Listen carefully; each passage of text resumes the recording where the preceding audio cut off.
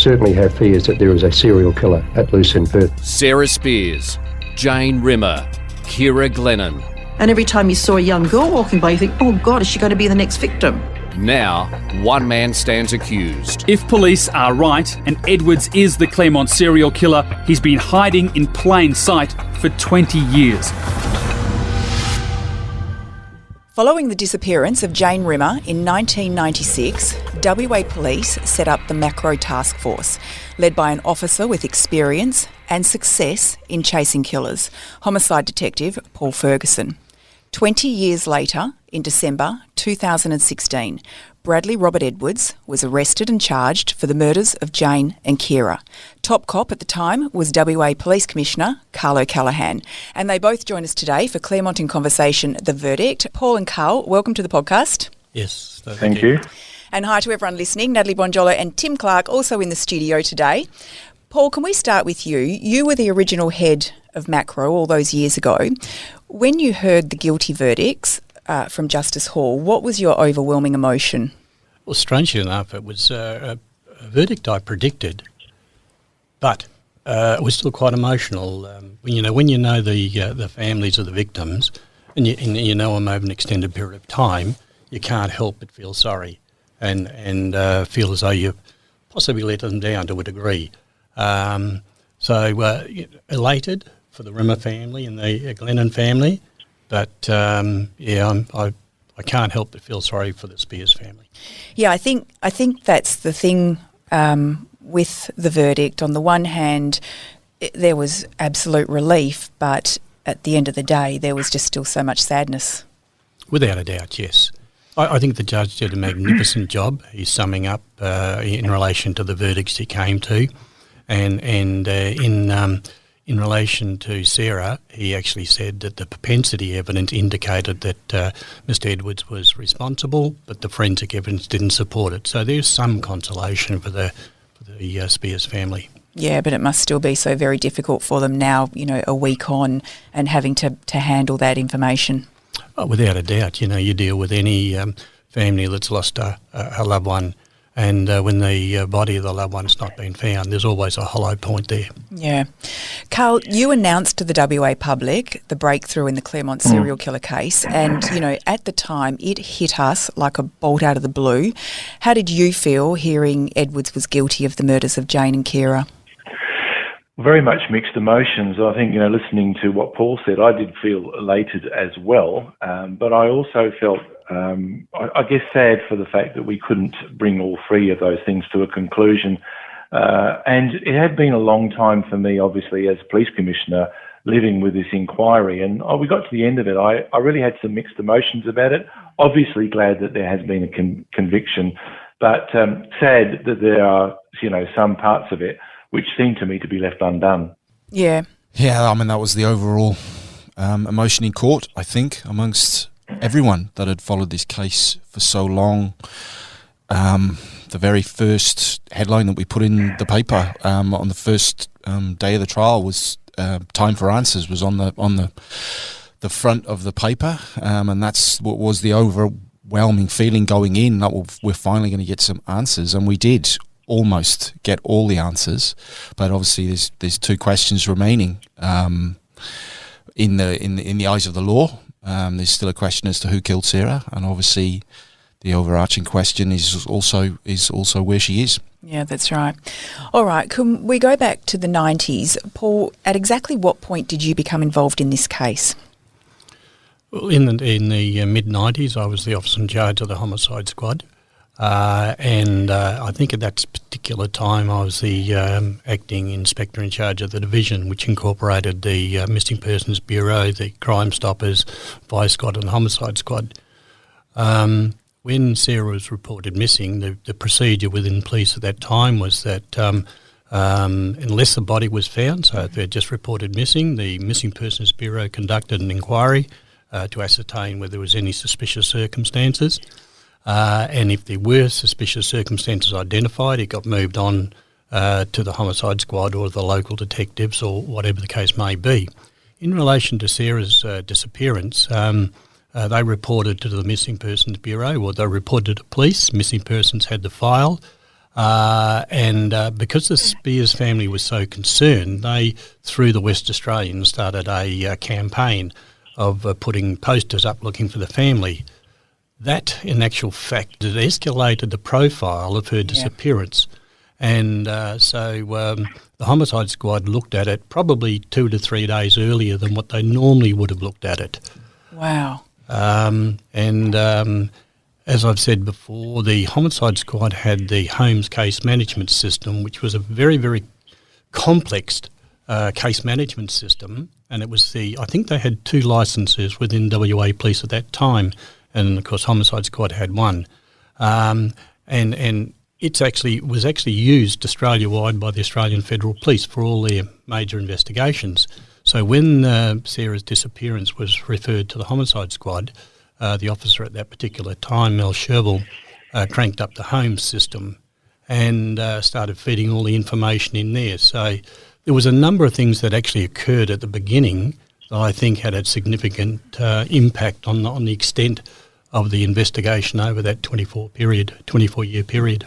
Yeah, I mean, it's interesting because, we have talked about the fact that this case is so extraordinary, and what you're saying is even from the very beginning, it was treated differently. From the very first moment when Sarah disappeared, it already had the hallmarks of something unusual. Hindsight tells us that, but at that particular time, when you have a homicide and you've got the body of the person that has been murdered, then from a case management perspective, you can write it out, you can move through pretty quickly. When you can't find the body of the deceased, there is the expectation that it's going to be prolonged. And you hope it's not going to be, but in this case, it certainly turned out that way. So tell us then what the next step was when another young woman disappeared off the streets. In relation to, you got to tell the story in context. In relation to Sarah, bearing in mind we're talking January when Sarah went missing, and then in June when Jane went missing, so there was a period of nearly 6 months there. But not having found her body, we had to work around that to try and identify what happened. And when you actually look at a protracted investigation, a long-term investigation, there's this perception that police solve the crimes. In actual fact, police don't solve the crimes. And the way I explain it is really, it's like a jigsaw puzzle. And if you go back to some of that footage when I spoke with the media back in those days, I spoke about, we just collect the information, put it together, and the information then tells us the direction we need to go in. So if you look at the crime scene, that's the pictures that's on the front of the jigsaw puzzle box, and that's where you want to get to. Yeah. And police officers then need to liaise with the community to be able to get those bits and pieces that take us to that picture.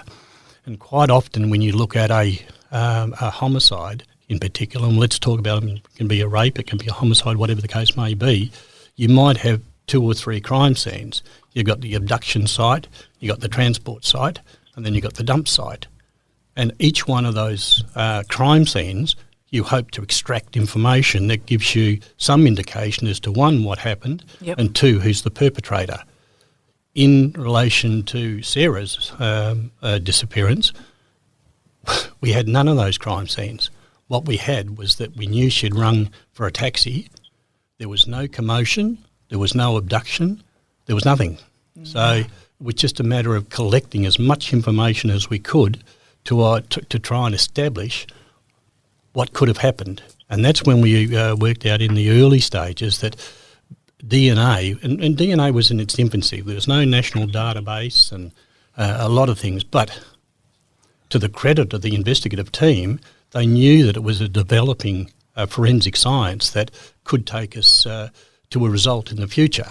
So that's why we looked at collecting the DNA from all volunteers from emergency services, which included taxis, ambulance officers, police officers, that sort of bits and pieces, so that in the event that we couldn't resolve it in the short term, DNA would tell us who the offender was in the long term. Yeah, and I mean, in terms of just how vast that is, in terms of collecting all that information? I mean, it's a huge operation, right? Oh, huge. And I suppose an analogy you can use is the COVID-19 we have at the present time. You're robbing from Peter to pay Paul. Now, if you look at police resources at the present time and the number of police officers involved at the airport, in the visitations to people and everything else, they've been taken from the front line to do this particular role. Go back to 1996 when Sarah went missing, then Jane went missing. And of course, when Jane went missing, there was an escalation of resource put into it, because that's when it was actually formulated into a task force. We were initially grabbing detectives from everywhere. After a period of time, the suburban detectives and the squads were saying, well, listen, we need some of our detectives back. We were swapping detectives for uniform staff to make up the numbers. I mean, Carl, this is something that you could weigh into here. Obviously, you weren't a commissioner then, but you were a commissioner for 13 years. And how difficult is that when you have a case like this that requires extraordinary resources, but you're having to, as Paul said, rob Peter to pay Paul? It's always difficult because when you get a major event, whether that's a major inquiry like Paul's talking about or something like the COVID-19, you've got to have this surge capacity to move people from one place to another, and it always has an impact somewhere else in the police.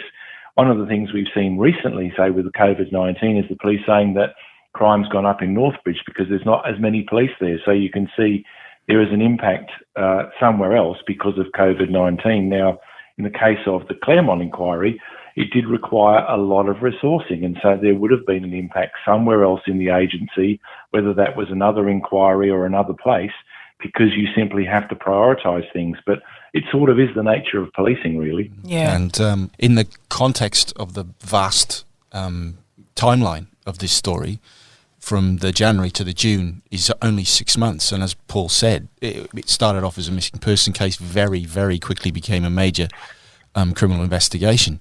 But looking back at old cuttings from back at the time, in doing some research for the book, it was already a major investigation and a huge undertaking even before Jane went missing in the June.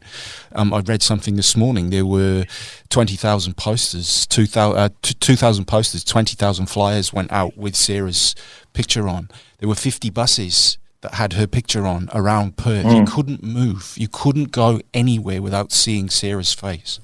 In the cinema, in the local deli, in the local shop. She was everywhere, and I suppose, Paul, that's a double-edged sword. It's amazing that there's this public sentiment for everyone trying to find Sarah, but with that comes all the information that's got to be collated. And if you miss something, then that could be, a real misstep in the investigation. Yeah, that's correct. And initially, the homicide squad was collecting the data and putting it on the homes, but it actually, there was that much information. We then had to utilise the Crime Stoppers as the collection point of the information. And of course, the problem you then had is that Homes was a standalone case management system. Crime Stoppers was a WA police computer system. Then we had to find a process of linking Crime Stoppers into Homes. And in the interim, people were manually taking the data off Crime Stoppers and feeding it into Homes. So when you talk about this investigation, honestly, I don't think anyone has any concept of the resources that were required at the early stage. Yeah, and there was talk about the amount of calls that were coming into Crime Stoppers was phenomenal.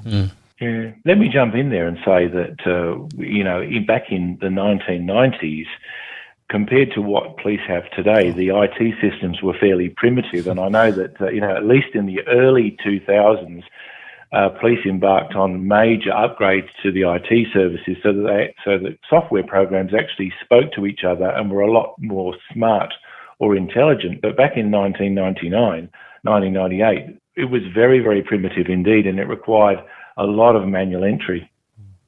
Yeah, and then, as you say, Paul, I mean, when Jane went missing in the June, the word task force gets, that was the label, but that was really then. I mean, it became something completely unprecedented, I suppose, in Perth policing history to that point.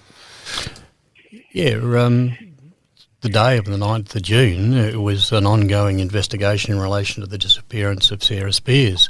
Overnight of the 9th of June, Jane was abducted, and the morning of the 10th, the then Commissioner, Mr. Falconer, said, listen, this needs, and really, in all honesty, it was a task force beforehand, but from a public's perspective, he escalated the terminology to show the input that the WA police were putting into this investigation. So internally, not a lot changed from the 9th of June to the 10th of June. It must have been a call that you were dreading, Paul, when you got that call that another young woman had been missing, or weren't you thinking like that by that stage? Oh, we were very much aware of it.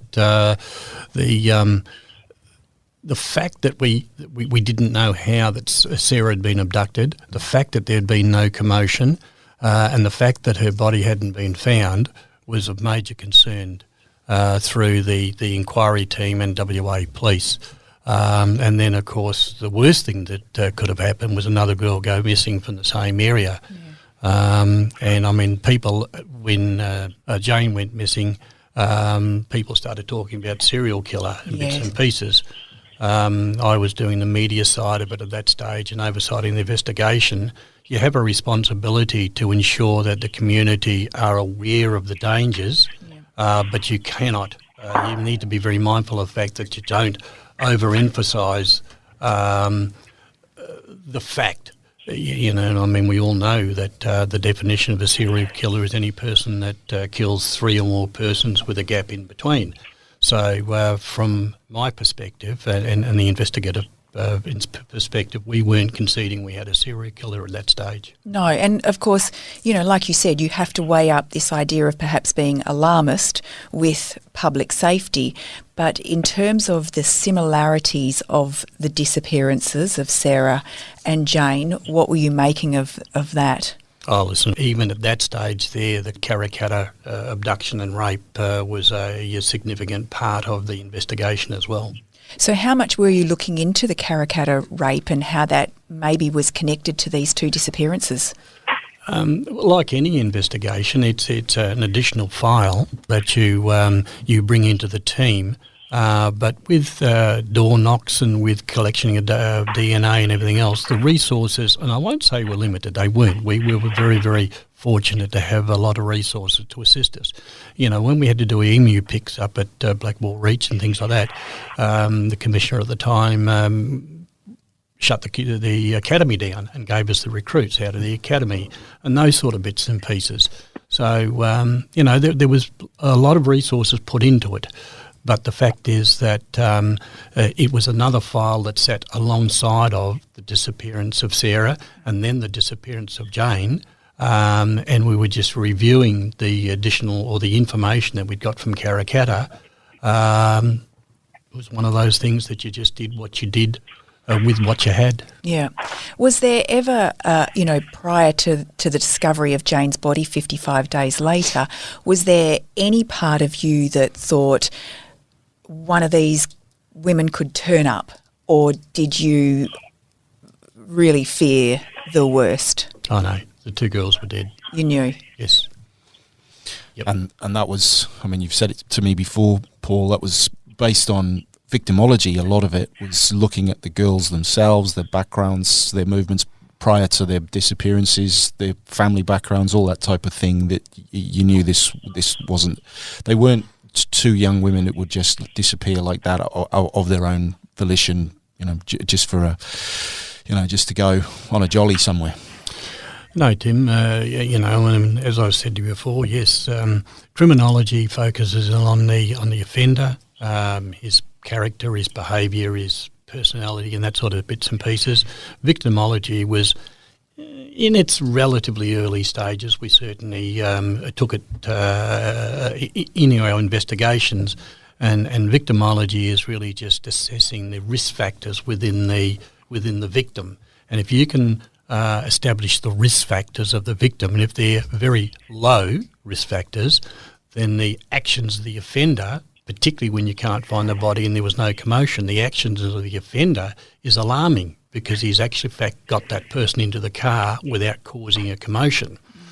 If your risk factors of the victim are very high, and they're prone to hitchhike and that sort of bits and pieces, the criminology side of things is not necessarily as smart as what one would be if the risk factors were low. And I'm just not sure how do you even reconcile that with the families that you're dealing with? You're saying you're knowing there's no hope. They're holding out hope.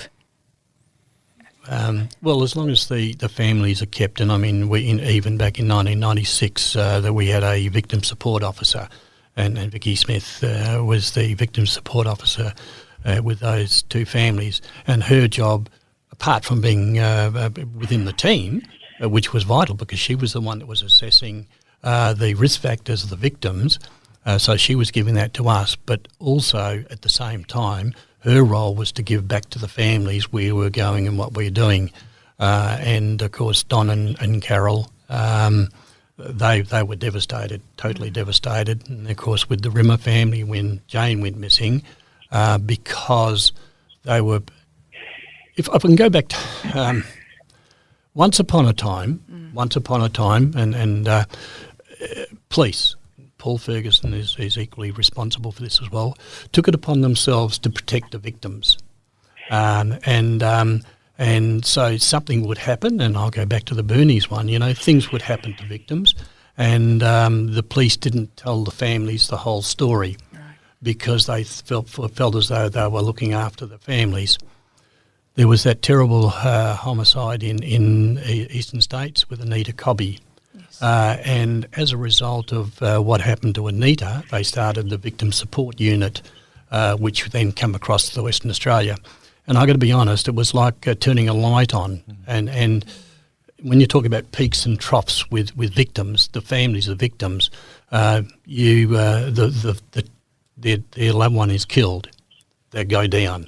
After a period of time, when you're keeping informed of what's going on, they start to get hope.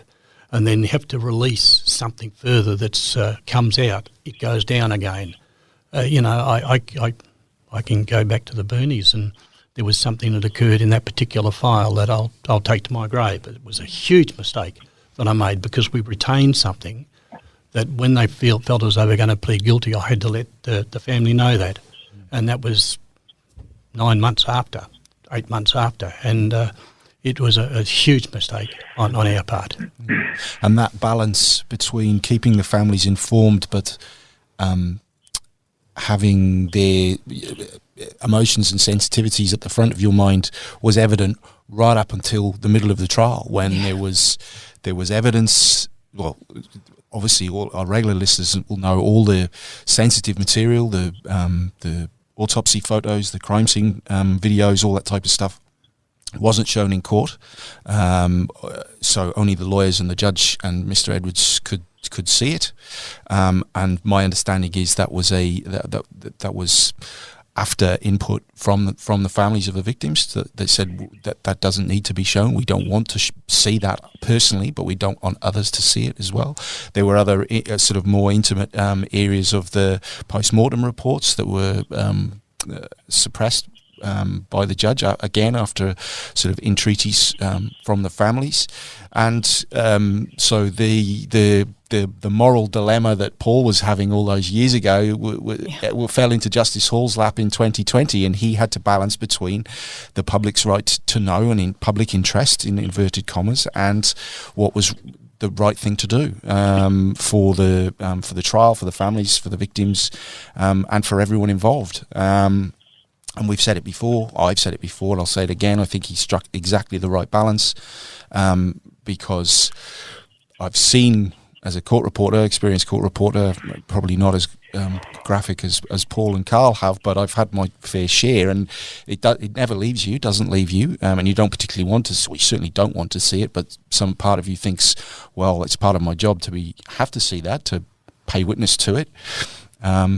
So, it wasn't a thing that any of us were looking forward to in the trial. And then when Justice Hall made that decision, I think he got it spot on. Even though they needed to go to Bunnings to get the quick screens to make it so, that was a little bit of a scramble. But I think that they got there in the end, and justice was done and seemed to be done, but not at the expense of the families that were also watching.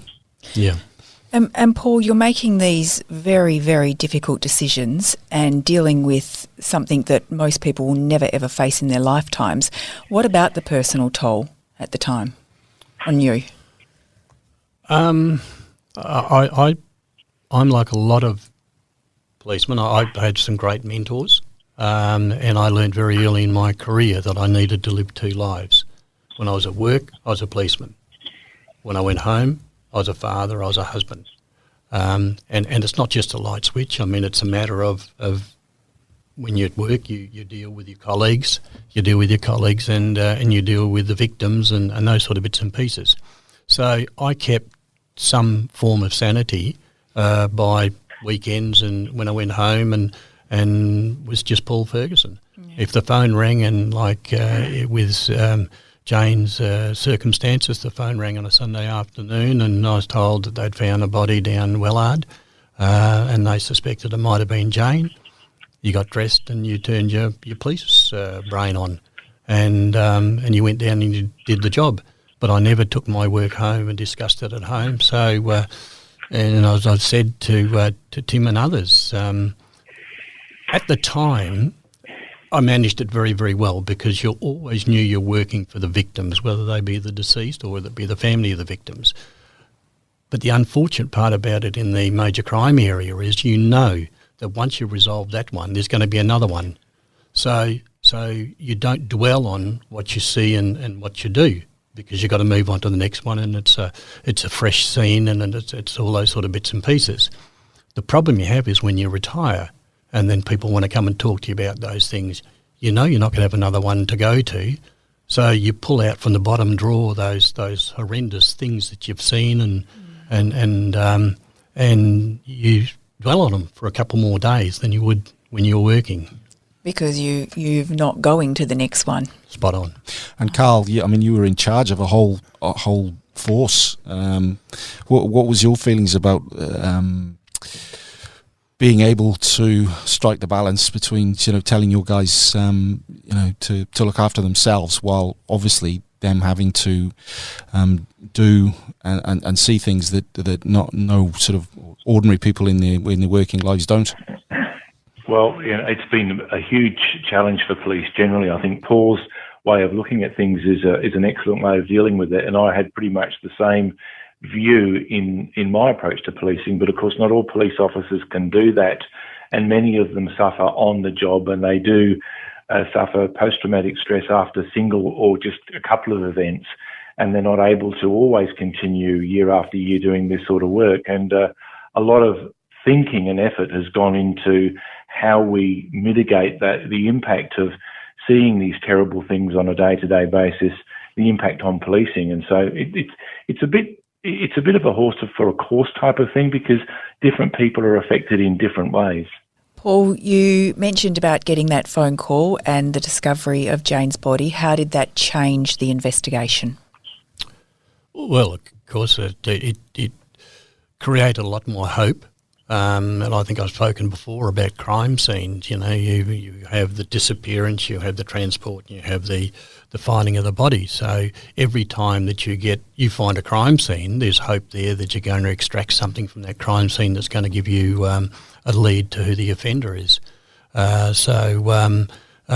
went down there and the forensic people. By that stage, I can remember early in my career that where there was a homicide, the detectives walked through the crime scene and all those sort of bits and pieces. We'd moved on from that time.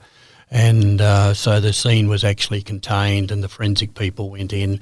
And there was a lot of hope that the forensic people would find something which would give us an indication as to who the offender was. Bearing in mind that then generated a new flurry of information coming through that into the inquiry team as well. Yeah, I imagine it is a really difficult situation to manage, because on the one hand you're having to deliver this really horrific news to a family, but on the other hand it's getting you a step closer to finding maybe who did it. Yes, with Sarah's disappearance, the family just wanted the body back. They wanted to know who did it, but they wanted the body back. When Jane went missing and then her body was located, there was some relief for the family that they had actually located, her body had been located. From a policing aspect, we had a different focus, of course, but from a victim's perspective, they had their daughter back. And are you pacing the corridors of the forensic departments, waiting for, anything they can give you?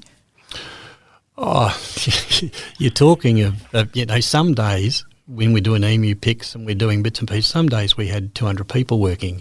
Yeah. So, you had all these lines of inquiry. We got to a stage where, and Carl would know this as well, we got to a stage where the detectives wanted their detectives back out in the suburbs and bits and pieces. So we then had a number of detectives and uniformed staff.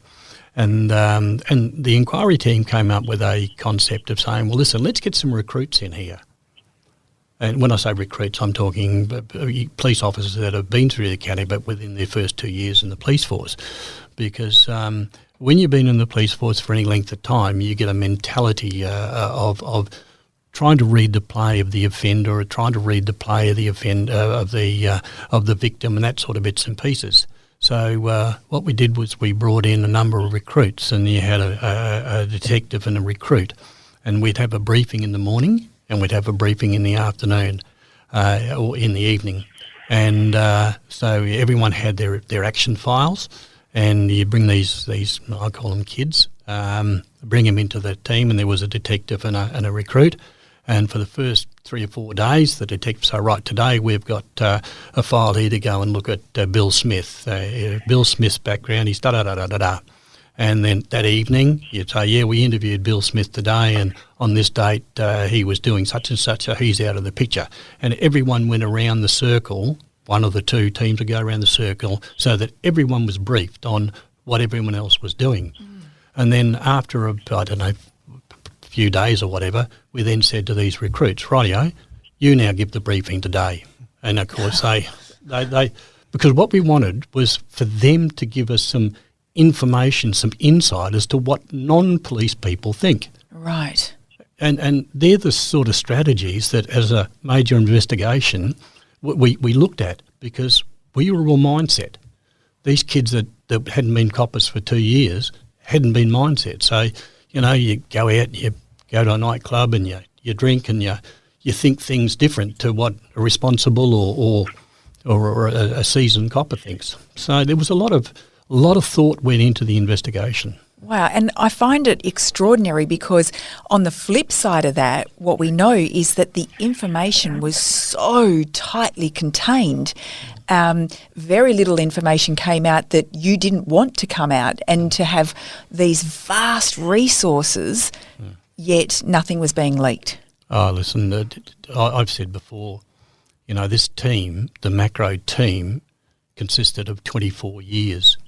And every person that went into it and came out of it gave their heart and soul to it. So I just think it was a shit of a file.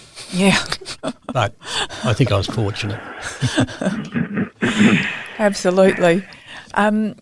So one of the questions we have had a lot of from people listening to the podcast is the search areas, and people have asked, where else were police searching at the time, because they weren't aware, so we know that, Jane's body was found in Wellard. Was there a vast search in that area for Sarah's body? There was a number of search places. I talked about the emu picks. There was down Blackball Reach there was Midland, there was Serpentine, there was, and I think Chris Dawson raised it a few weeks ago there that that a lot of things happen, and people ring up and say, oh, you should have a look at Bill Smith because da-da-da-da-da. soon as a investigator and a senior person within the investigative team gets a mindset, you've got a problem. You've got to have an open mind. And when you've got the resources to be able to say, well, listen, it's unlikely that Paul Ferguson is the offender, but go and check it out. And that's the whole idea of the actions. It goes down into an action, it gets allocated to a team, and that team might be, like collecting the DNA, that was a team of 40 people, 30 people from the taxi drivers.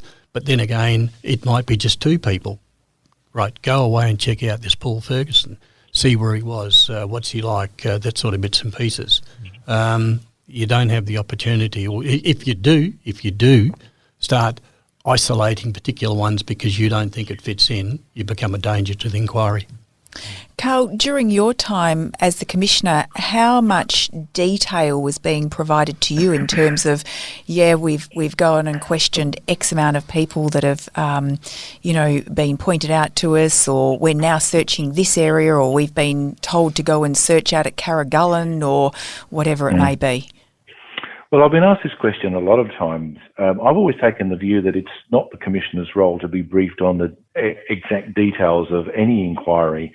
I know this was a big inquiry, but people like Paul Ferguson are experts in that area. They're well trained, and definitely a lot better trained than I am in that. And so, I took the view that the team were making the decisions and they would do what was necessary to bring this to a conclusion. Now, there was obviously a line of management all the way up to the Commissioner's office about how reporting was made, but most of the reporting that would come to me was at the highest level. So the details of what was being searched, who was being interviewed, what detectives were actually doing was a little bit lower down the organisation because, quite frankly, they are the people with the expertise to carry this off. Yeah. So, Paul, in March 1997, Ciara Glennon disappears from Claremont. Can you tell us about when you got that phone call?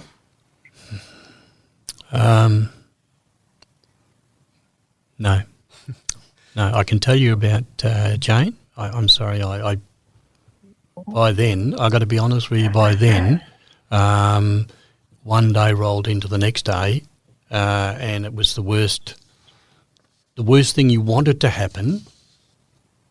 But I got to be honest that my feelings were that we had a serial killer, and it was inevitable,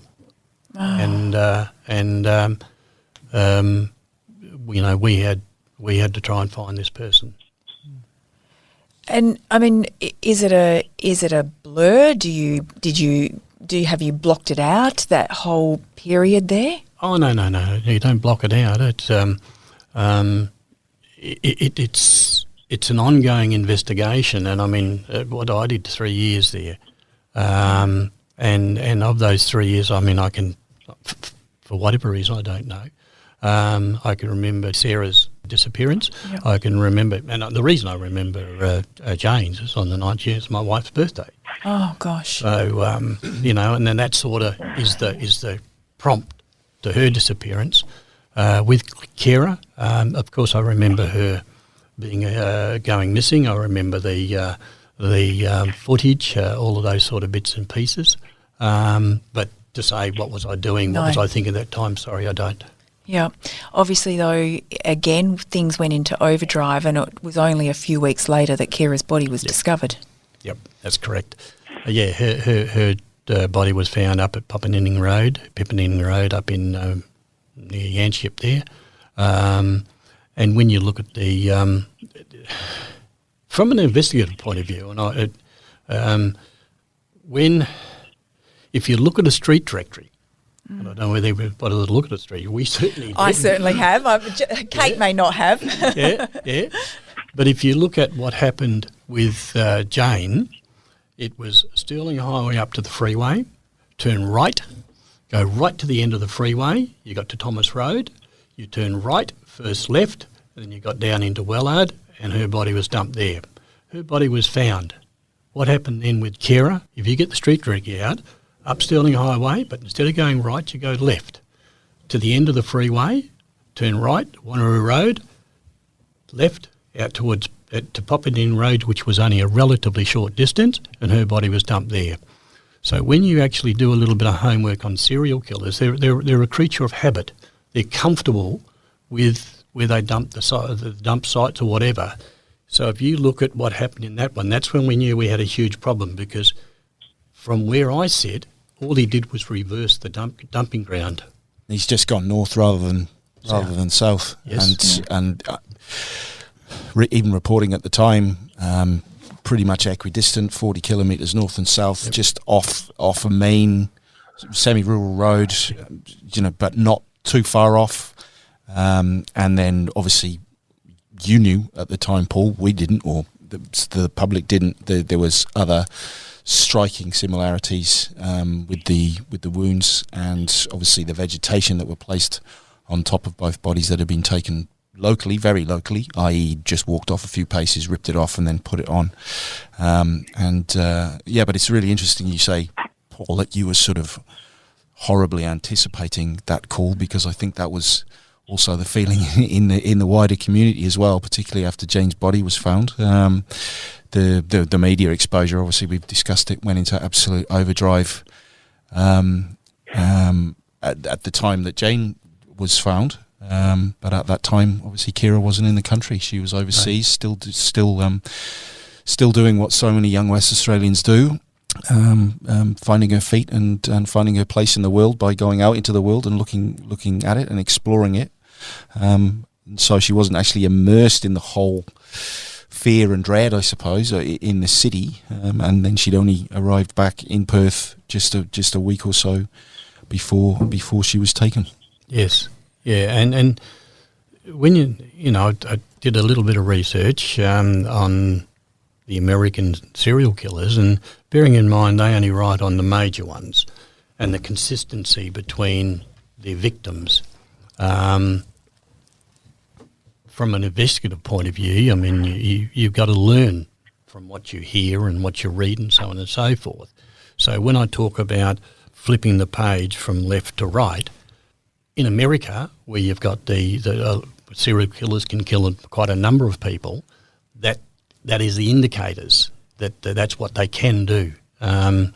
That's, from my perspective as an investigator, it was consistent with the readings I'd done. Mm.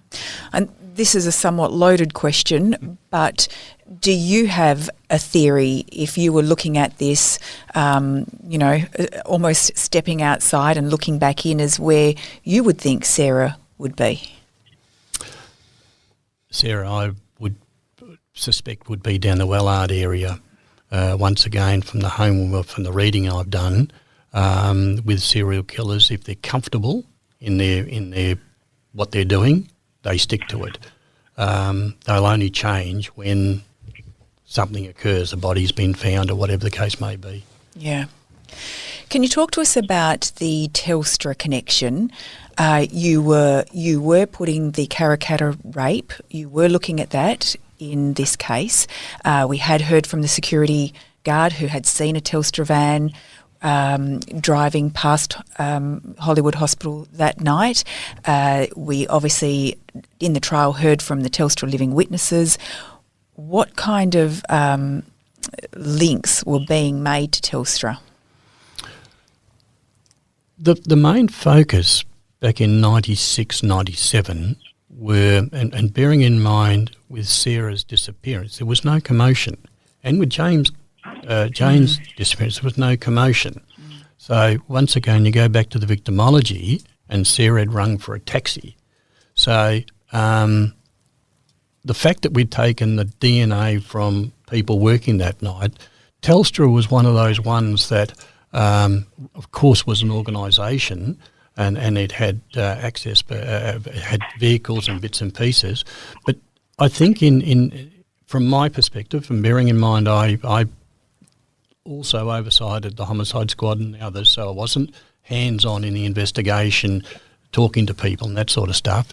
I think the focus of that early stage was to try and identify how the girls were abducted or how they got in the car, taking into consideration Sarah didn't hitchhike. Yeah. You got her sister to run her there, she was going to get a taxi to go home, and that was her normal pattern. She didn't hitchhike. We looked at people, because in those days, I don't know whether you probably still can these days, but you could go to any sign writing organisation and get a magnetised sign made up, Fred's Real Estate or whatever. So, it was possible. Did someone get a taxi sign made up, put on the side of the car to get Sarah to get in the car, thinking that she was getting into a taxi? There was a lot of lines of inquiry made, but I'm really not conversant enough to be able to get into the focus that was on Telstra at that time. Yeah, I mean, and I guess the taxis, it did seem a very logical line of inquiry. Oh, certainly for Sarah it was, yes. Yeah. At the time, David Birnie, who we've spoken about in this podcast, is a serial killer that you helped put behind bars. You got a phone call from him. That's correct, yes. What was that about? Well, David was charged in 1986, and 1986 we were going through a stage of investigations that, and bearing in mind I didn't join the CIB until 76, I'd only been in the CIB 10 years, where you got an offence report, you did the investigation, you charged the offender and you moved on to the next one. By 1986, when we got David, it was one of those investigations where there was a number of young ladies going missing at that particular time, and there was talk in the media about a serial killer. I got called in on a Sunday to look at the disappearance of Denise Brown, and I made general inquiries with the mother and the MTT or the bus service. And as a result of what the mother told me, certain things stuck in my brain. And on the Monday morning, I was down at Fremantle at that time, we called a squad meeting, and I briefed everyone on the file that I'd been called in on. And then on the Wednesday, that's when Katie got away from the Birnies. And some of the things that she was told certainly linked into the disappearance of Denise Brown. So we arrested Kathy and David, brought them in, and we spent the day talking to those two. Chris Cassidy and Bob Hersey had Kathy Birnie, and myself and Vince Caddich had David Birnie. And the first and foremost was to try and establish whether there was a crime in relation to Katie. And you had Kathy saying we didn't have a woman at our house that night. We had David saying, yes, we picked up this lady and she wanted to buy some drugs and we took her back to my place. So we knew we were on a pretty strong case to begin with. So it was a matter of trying to get David to admit that he'd committed a crime with Kate. Once we'd established that and got that sorted, I then moved on to Denise Brown, knowing what I knew about Denise. Now, that would have been 10 o'clock, I suppose. He admitted to the crimes at 6 o'clock that night. So you can imagine we had a fair time together. And at the end of that when he admitted to the crimes, it was a matter of put him in the car. At that stage, he had just admitted to killing 4 girls. Yeah. What we wanted was the body of one of those 4 girls, so we put him in a car and got him to take us to the body of any one of the girls was going to suit us to begin with, but he could take us to the 4 of them. Once we got that, we had the evidence that we needed that he'd killed 4 girls. So he was then charged with the 4 murders. You remember what the media was like in bits and pieces. The senior staff of the police service were notified. Being a relatively junior detective and being down at Fremantle, we just carried on with the next file, put the brief together in relation to David and move on to the next file. If I have a regret, the regret was that we as a service never debriefed him as to why he did what he did and the thought processes and all those sort of bits and pieces. Anyway, when we move on 10 years and I'm doing working with the MACRO Taskforce, I got a phone call from David saying, Paul, no one ever debriefed me in relation to why I did what I did. If you want to come down and have a talk, we can have a talk. Well, Carl will concur with me that as a police officer, you never let an opportunity like that go by. So I went down and spoke to David and gave him broad parameters, and then he just gave me what his views were. We went back, briefed the team on that. That's as much as we could do. Can you tell us some of the things he told you? He just talked about, him and Kathy, what they wanted and how they were going to go about it. Stirling Highway, Canning Highway, that they picked that as a safe collection area because there was a lot of people that hitchhiked or whatever the case may be. And it comes back to, the fact that you got a male and a female in the car and a woman's run out of petrol, give you a lift to a service station. It was easy pickings for them. So from an investigative point of view, anything I'm told that assists in relation to the type of work we did was a bonus. So it was really just one of those things. Yeah. And looking back on it, in hindsight, was his information, I guess, relatively accurate? In relation to him, certainly. Yeah. But in relation to anything else, well, it really is just the thoughts of a confirmed serial killer. Yeah, yeah. And now, how much longer did you stay at MACRO? Or did you leave MACRO entirely after that? Yes. What happened was, and there was a bit of conjecture as to whether Dave Capel and I fell out. No, that's absolutely wrong. What happened was in about November 98, 97, they called for application for promotion. I put an application in, Dave put an application in, Dave was promoted and I wasn't. So it was impracticable from an organisational perspective to have a confirmed commission officer reporting to an acting commission officer. So I went back and at that stage the commissioner then said, rightio, the MACRO Taskforce comes out of the homicide area and becomes a separate unit that's answerable to the Deputy Commissioner. Paul, you go back to running your division and the homicide squad, and we got on well. Yeah, right. And did you keep a close eye on what was going on? And was there anything in the investigation that you thought, I don't know that I'd go down that path? There was all sorts of things. There was profiling and questionnaires that, raised controversy. Were you keeping a close eye on it and had your own thoughts on these things? Oh, no, I had when I left there, Sarah Lee Davies had gone missing up in Broome.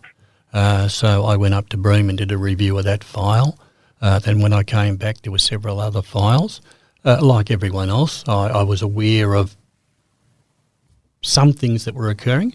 As I said previously, I did not approve of people interfering with investigations that the homicide squad that I was running were conducting, and they were outside of the homicide squad. So consequently, I never made any inquiries as to what was happening in relation to the MACRO Taskforce because that was outside of the homicide area. Carl, in 2004, you were appointed WA Police Commissioner, and in 2004 there was consideration of disbanding MACRO, wasn't there? What was the thinking behind that? I don't think it was so much disbanding MACRO. It was more about the resources that were going into MACRO and what progress was being made. So there was a bit of thinking about what level of resources we would need to keep, I guess, at this particular inquiry, given the progress that had been made over the years before I became Police Commissioner. Yeah. And that must have been, as you mentioned before, Carl, resources are not infinite, particularly in the police force, and so that must have been somewhat of a juggling act, sort of from a policing point of view, but also emotionally, knowing that this was one of the major investigations. People still asking questions about it, but you also had to be sensible and move your pieces on the board where they needed to be. Yeah, it's always a challenge, and I guess that's why MACRO has had so many reviews, because you do need information about what progress is being made, what the likelihood is of resolution, what sort of developments there have been in terms of forensic technology, etc. And all of those things go into the mix about making a decision about whether, or how many resources you put into any particular operation. Yeah. Carl, in 2008, when police released this vision of Jane Rimmer at the Conti, which the public had never seen before, did you know at the time that this CCTV had been tucked away and hadn't been released? No. Look, I mean, as I said to you before, the amount of information I got about the detail of the investigation was quite low. I mean, what I really needed to know was that the investigation was progressing. I needed to have information about what sort of resources needed to go into it, and I had to make a decision about supporting the resources, and the allocation of police officers to that particular inquiry. The actual detail of what existed, what existed and, what was there, I didn't have available to me. I did have available, but it wasn't reported to me because it wasn't necessary at the time. Yeah, if I could just make a comment in relation to that, from an investigative point of view, you have to be very, very careful what you release to the media, to the public, because, and if I can use an example, as a car, a white Commodore was seen in the proximity of, and the next day, no, it was a green Toyota, and then no, it was a white Getz. When you start changing what you're asking the community to give you information about, you lose credibility. Now, in relation to that footage of Jane, and you made the comment there that it had been tucked away, certainly had not been tucked away. What happened was that the footage, and you've seen the footage, very, very grainy, was extremely grainy.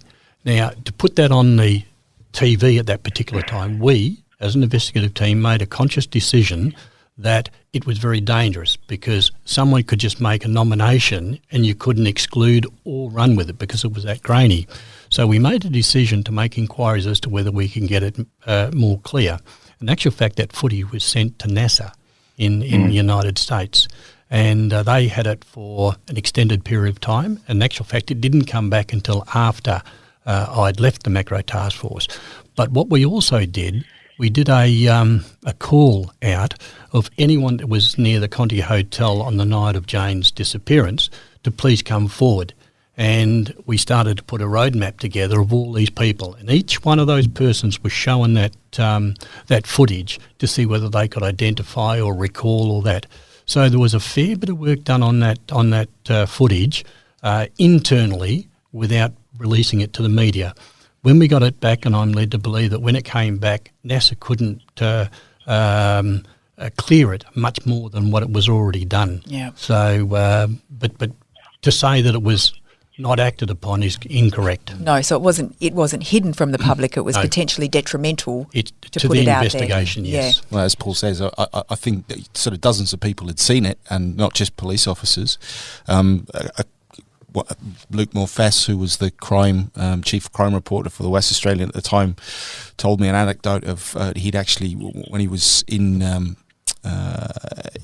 sort of police office or the office where MACRO was based for doing something else, he just happened to walk past where the MACRO officers and glanced through, and you'll probably correct me if I'm wrong here, Paul, but he said he'd seen a map that was of Claremont and the surrounding areas on that wall, and every single person that had been traced and tracked to where they were that night was on that map, and different colours for whether they were a taxi driver or a patron or what they were working on. So you can imagine the amount of work that had gone in to try and trace every single person in that small area but very, very busy area on those nights, and then trace them to where they were, and then rule them out of the inquiry first, but then dot them on a map so they had a still picture, if you like, of everyone that was in Claremont on those nights in question. And as Paul's just revealed there, and then everyone on the relevant night of Jane's disappearance was shown the footage as well, and everyone has seen it now, and look, and we saw it in court, and it's still not great. No. Even all those years later, and all the efforts that went into. Now there was a bit of it came out in 2008 via a pay TV station who were doing a special on Claremont. One of the detectives that was involved in the investigation for a long time was featured in that, as was, family members, and then that footage was released through that. There was a little bit of, shall I say, media egos, maybe pricked because it had gone to one outlet when it hadn't gone to another, but I think there was also a little bit of sort of fair commentary about why it had taken so long. But we've just had the man, the very horse from the very horse's mouth to tell us why. And I think that, from what Paul said, there's a very fair explanation, because as we've just discussed, there was so much information coming in, Paul. If you'd put that out there in 98 or whatever, and you get another million calls saying, I think it's my neighbour, I think it's my dog, I think it's my milkman, they've all got to be filtered and worked through. So, that would have just maybe led detectives, finite amount of detectives, down many different paths that they didn't really need to go down. Yeah. And I guess that also leads us to, a lot of listeners email us asking about Lance Williams. Were you still on the MACRO Taskforce when the focus shifted to the public servant? No, I'd left prior to then, yes. Yeah. And Carl, it was obviously on your watch in 2008 that Lance Williams was basically cleared as a person of interest. So getting that information at that time, what was that like, given that we know such, intense scrutiny had been on this particular person? Yeah, well, it was a long time that Lance was scrutinised by the task force, and I guess when he was cleared, it sort of, not only did it, lead it to a position where the prime suspect at the time was no longer a prime suspect, but it also left us in a situation where there was no other lead at that point in time. And I guess there was also, such, public exasperation as well to deal with. Yeah, there is that. Of course, there is this exasperation that because this person had been followed for so long and the media had an intense interest in him as well, that all of a sudden the police force declared, look, this person is not the person we're looking for. It changed the landscape quite significantly. Yeah. But round about the same time, Carl, and you might be able to give us some more detail on this, the police officers get that DNA hit back from the UK, linking it forensically to the Karrakatta crime. Were you briefed on that at the time as Commissioner? Yes, of course, and that was also a step forward. And I think, as Paul pointed out, back in the 1990s, forensic science, at least with DNA, was in its infancy, and it had gone a long way between that time and the time that we got that particular hit back because of low copy DNA capability. Carl, can you shed any light on the charges brought against Sarah Spiers and why that wasn't until later? No, I can't tell you why that occurred, and I can't now tell you the sequence around that. And there's been some speculation by people on this podcast, Tom Percy QC, saying that, it's quite possible or probable that the state would appeal the not guilty verdict. Do either of you think that that's a likelihood? Well, I have no idea whether the DPP would appeal that or not at this stage. I think it's always going to be problematic without a body. I think this case relied very much on forensic linkages, and without those linkages, it becomes very complex. And as Paul's already pointed out, Justice Hall thinks it is likely that Edwards did kill Sarah Spiers, but it's that level of proof, that burden of proof that's required to get it there that's going to be problematic. Mm. Do you have any thoughts, Paul? Do you think it's something the state could pursue? No, I can't elaborate any more than what Carl raised there. Yeah. I concur entirely with him. All I could say is that I couldn't sleep at night if I thought that I'd convicted someone of a crime that they didn't commit. So if a trial judge is, after hearing all of the evidence from experts and everything else, suspects but can't in all honesty convict on his conscience, then I'm comfortable with that. Do you feel it's enough for us now as a community to move forward? Well, no. There is no conviction in relation to the suspected death and to the death of Sarah Spiers. So I would suspect that WAPOL will continue to make every endeavour to keep in contact with Mr. Edwards to see whether he is prepared to elaborate any further in relation to her death.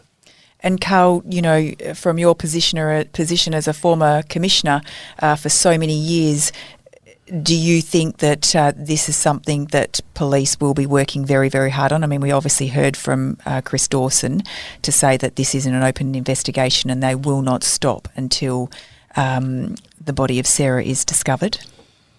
Well, Chris Dawson's taken exactly the same view that I would have taken had I been the police commissioner, and that is that case will always remain open, and I know that Mr. Edwards will be visited by detectives and there will be long conversations with him about the potential of him revealing the whereabouts of Sarah Spiers if he knows, and that's still to occur. When that will occur or how it will occur, I don't know, but it certainly was action that I would have taken if I'd still been the police commissioner. Yeah. Well, thank you both so very much for your time, and Tim, and I think you have managed to answer so many of the questions that we've had into this podcast from listeners, and you've managed to tick off on just about all of them. So thank you so very much for coming in and having this really almost final podcast with us. Thank you. No worries. Yeah, thanks for that. And if I could just finish off with the one thing that I would ask that people just bear in mind. It might be 24 years from the time that these crimes were committed to the conviction of Mr. Edwards, but the evidence that was used to convict Mr. Edwards of the two has taken 24 years or taken 18 years to get to that stage. The commitment put in by the team hadn't changed from day one to the final day. It's the forensic evidence that is growing.